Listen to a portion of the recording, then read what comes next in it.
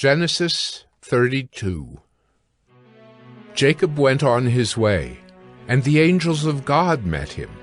And when Jacob saw them, he said, "This is God's camp."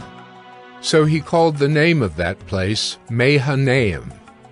And Jacob sent messengers before him to Esau his brother in the land of Seir, the country of Edom, instructing them, "Thus you shall say to my lord Esau, Thus says your servant Jacob, I have sojourned with Laban and stayed until now. I have oxen, donkeys, flocks, male servants and female servants. I have sent to tell my lord, in order that I may find favor in your sight."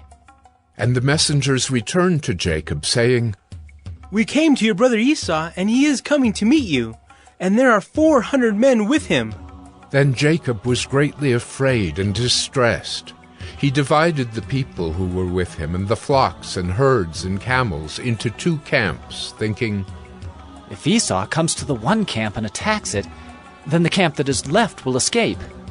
And Jacob said, O God of my father Abraham, and God of my father Isaac, O Lord, who said to me, Return to your country and to your kindred, that I may do you good. I am not worthy of the least of all the deeds of steadfast love, and all the faithfulness that you have shown to your servant. For with only my staff I crossed this Jordan, and now I have become 2 camps. Please deliver me from the hand of my brother, from the hand of Esau, for I fear him, that he may come and attack me, the mothers with the children. But you said, I will surely do you good, and make your offspring as the sand of the sea, which cannot be numbered for multitude. So he stayed there that night, and from what he had with him he took a present for his brother Esau, 200 female goats and 20 male goats, 200 ewes and 20 rams, 30 milking camels and their calves, 40 cows and 10 bulls, 20 female donkeys, and 10 male donkeys. These he handed over to his servants, every drove by itself, and said to his servants, Pass on ahead of me, and put a space between drove and drove. He instructed the first, When Esau my brother meets you and asks you, To whom do you belong? Where are you going? And whose are these ahead of you? Then you shall say, They belong to your servant Jacob. They are a present sent to my lord Esau. And, moreover, he is behind us.